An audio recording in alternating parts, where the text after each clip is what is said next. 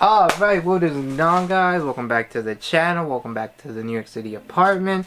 How do you guys like the background? It is new. I actually do like it a lot. But today we are taking a trip down the Wayback Machine and we're taking a look at one of my favorite consoles of all time, the Xbox 360. Now, this is the one that I bought. This is the one from my childhood.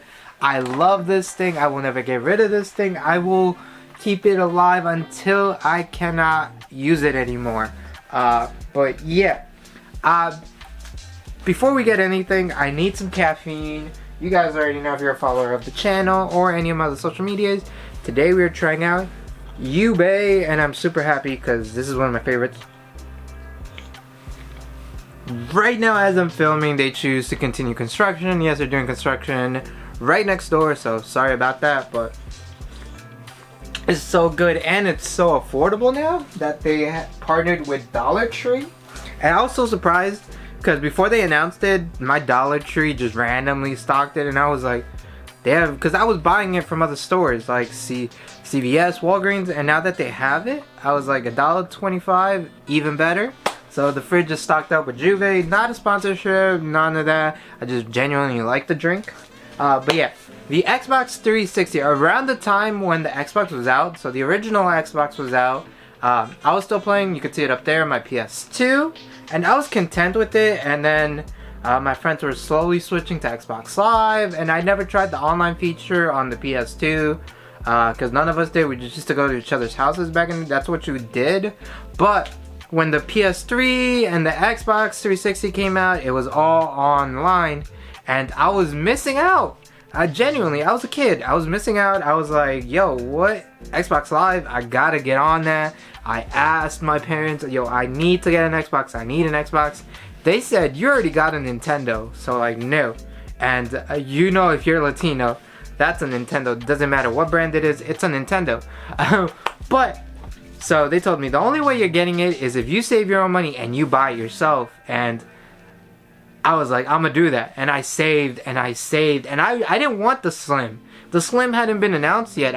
The one I was saving up to get, it was the original Xbox, the arcade edition bundle with Peggle and Pac-Man. Peggle, Pac-Man, and I think it also came with Sega Tennis. I think that was the game. Yeah, Sega Tennis. I wanted that so bad. Then at E3, I remember they announced the Xbox 360 Slim, the Kinect. They were showing off the Kinect game, and I was like, what? And it came out. Ladies and gentlemen, this is your new Xbox 360. Completely redesigned for the future of entertainment. Out 6 months later, I went to GameStop and I bought this bad boy with the Kinect, and it came with 3 free months of Xbox Live. I was so happy. My parents were kind of surprised that I actually saved up to get this. So my dad ended up buying me, I think it was 12 months, so a whole year of Xbox Live, so I could play with the boys. And I got 2 games with it. Well, technically 3, because Kinect came with the Kinect game. I got Saints Row 2 and I got Battlefield 2. And those games, mind-blowing. Saints Row 2, I had never played the original one. I didn't know what it was about. It was open world, gangsters, all of that. I got really into that game. I did everything, all the side missions, the fraud you could do in the game, all the jobs you could do. I tricked out my car, my bike. So I did everything you could do in that game. I won 100 that game for the most part. I was so happy. I was so good at that game, and I was so sad when it ended that I got the original one and I beat the first one. And just Saints Row in general holds 1 and 2. 3 was okay. It wasn't the greatest, and then after that, I just stopped playing it. I'm sorry, after 3, I just gave up. So I didn't play Gat Out of Hell or Mr. President or the new one that came out. The 1 to 3 was for me. But I remember getting it. I remember it came with 1 controller.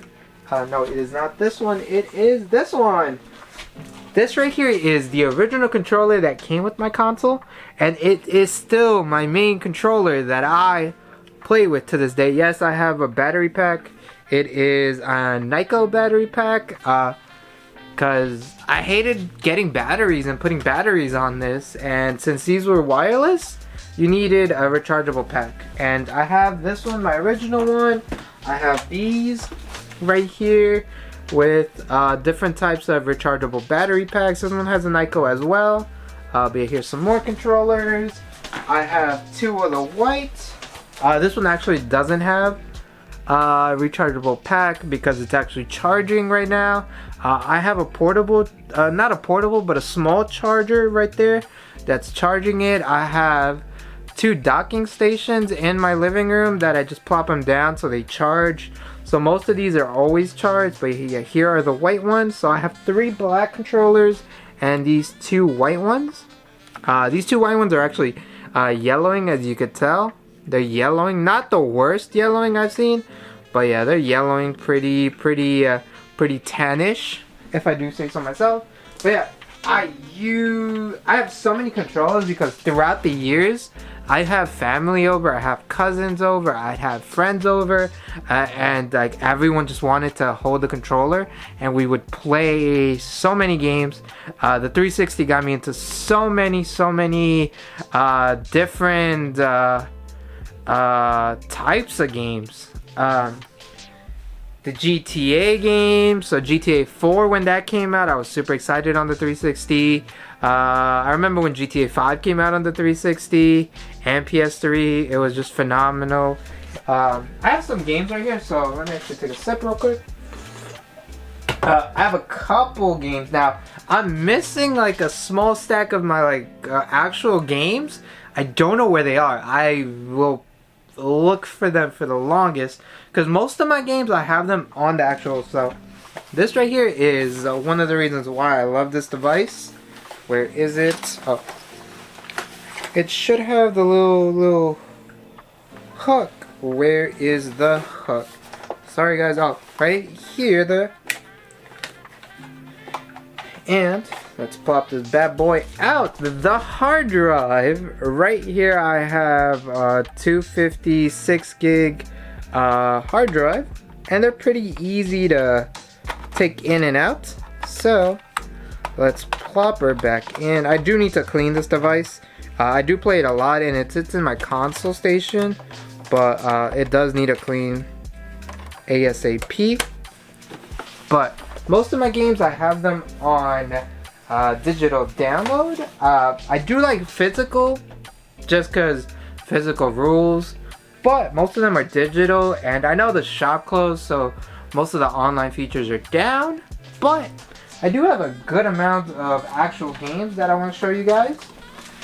Now, I opened the actual Skate 3 game is in there, but there's a game in here, and I was like, while I was getting ready for this, I was like, what game is in here, and what other game would be in a Skate 3? GTA 4. So yeah, I don't have the box for it. I literally am missing a stack of games. I have no idea where they are. But Skate 3 is one of the reasons why I still play an Xbox 360.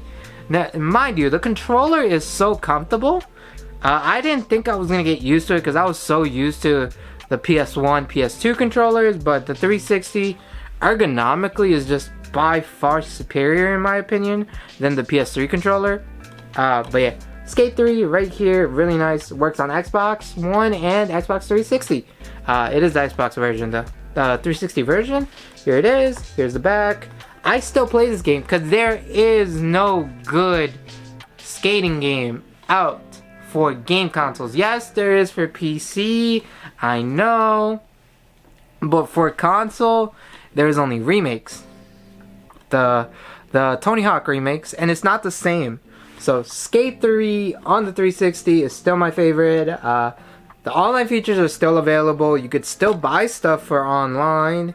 And I just love this game because I remember downloading the demo because I had beat Skate 1 and 2 and then 3 when the demo dropped on the marketplace. I downloaded it. I replayed that for hours doing different tricks, going down the hill, at the skate academy or whatever it's called, with my guy from My Name is Earl. I know he's a pro skater and everything. I just like, that's how I remember him from. But yeah, Skate 3, amazing game. GTA 4. When that game came out, I didn't buy it. I knew of it. I've seen reviews. I knew people that locked themselves in just to play it. I didn't get it till a year after. And was it mind-blowing?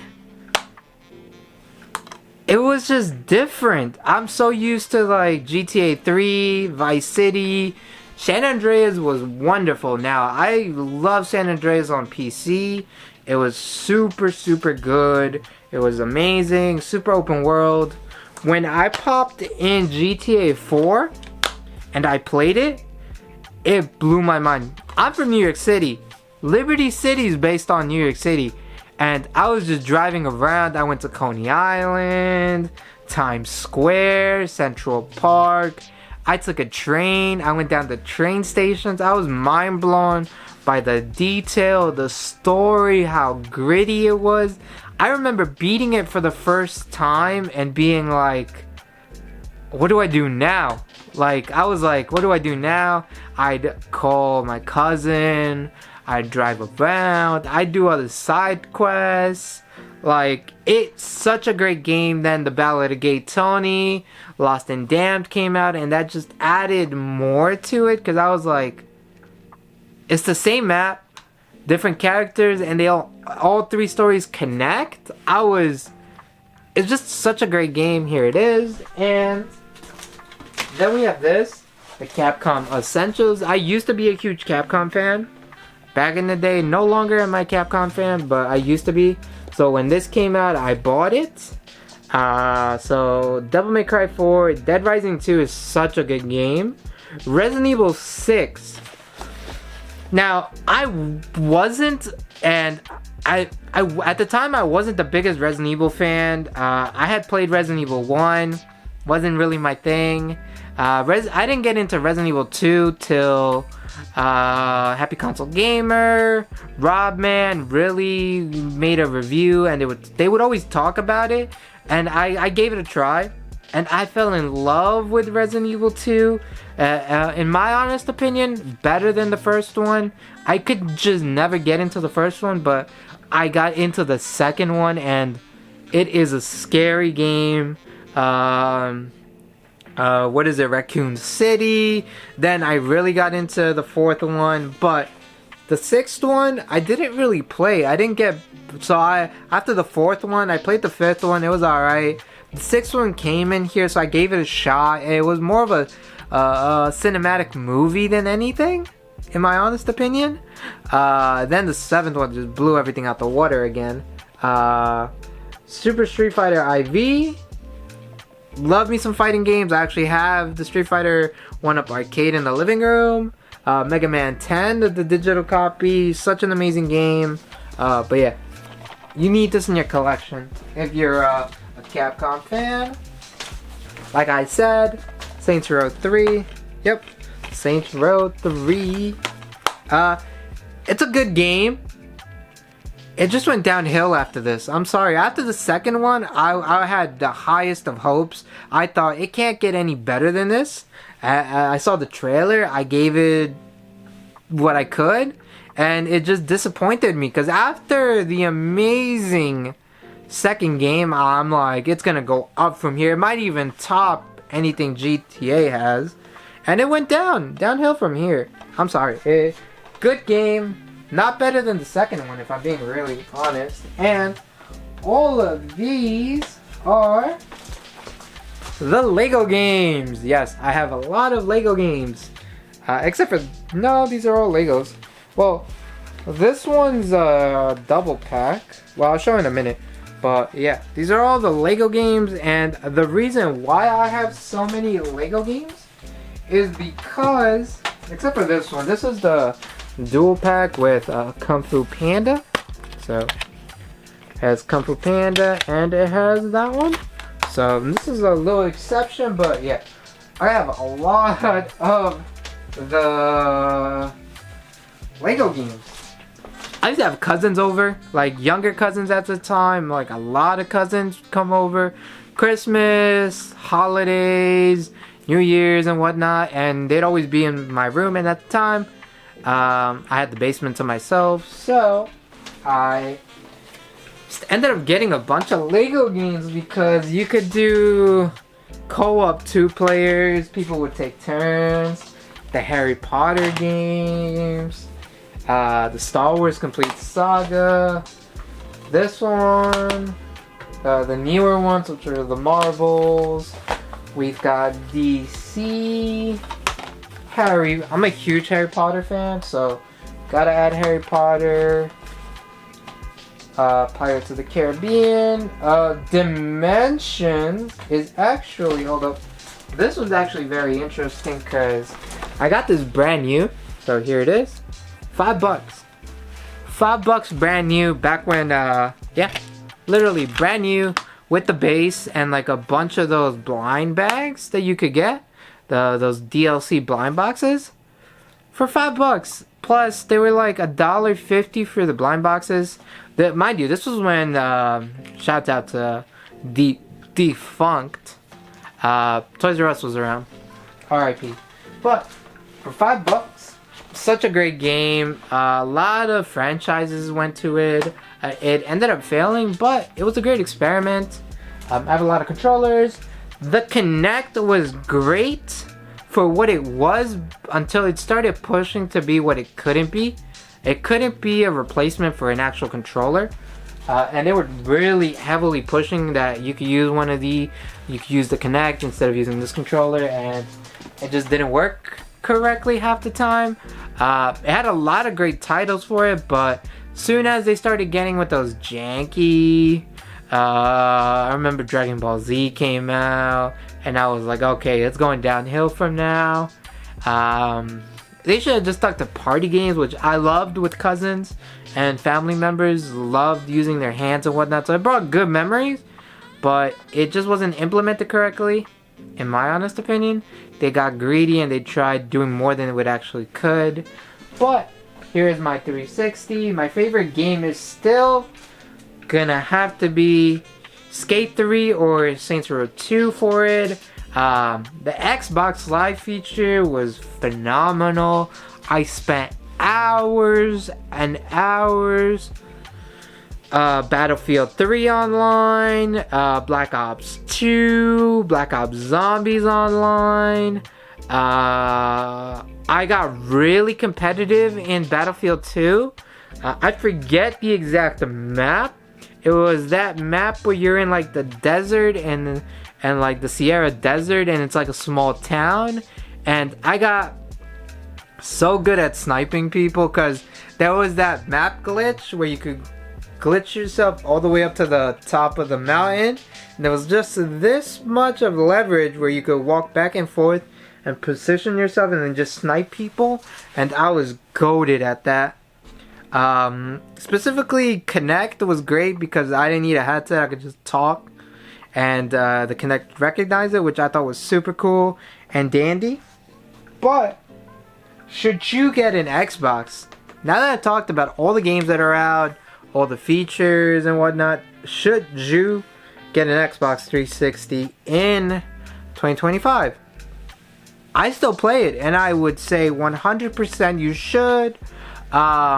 If you're coming from a PS3 and you're like, PS3s are cool and I see all these modded PS3s, and you're trying to get an Xbox to modded, I would advise you to not do it. Or to do it with a reputable seller, because the Slim are some of the hardest consoles to mod, unless you know what you're doing, or you're paying a pretty penny to get it done. Mine's is stock. I've looked into it. You have to physically put in a mod chip, which annoys me because I always wanted a J-tagged Xbox. But that's it for me today. I'll see you guys in my next video. Stay tuned. Peace out.